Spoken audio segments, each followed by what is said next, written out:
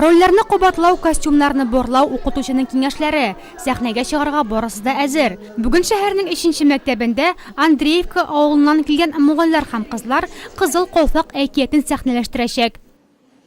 Мы готовились к этой сказке 2 недели. Мы с удовольствием репетировали, и играли сценки. Мы, конечно, немножко волнуемся, потому что мы смотрим, хорошо выступают дети, и хотим тоже очень хорошо выступить.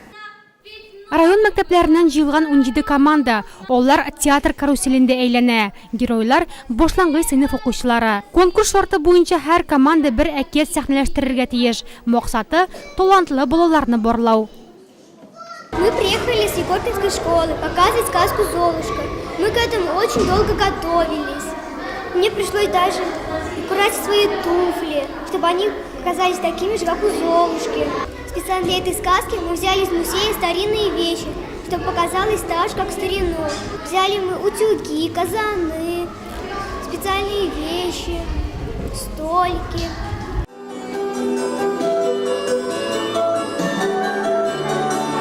Көлгене әкиятен сәхнәләштерүчеләр тагын булды. Тик бу әкиятнең исемендә генә чагылыш тапты бугай. Геройлар, костюмнар, декорацияләр һәм әлбәттә инде фантазия. Бер төрле әкиятне дә 2 команда сәхнәгә 2 төрле куйган.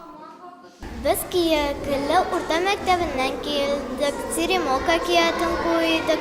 Мин Тышкан ролен уйнадым. Бу әкият өчен өй ясадык, агачлар ясадык, күп костюмнар тыктык.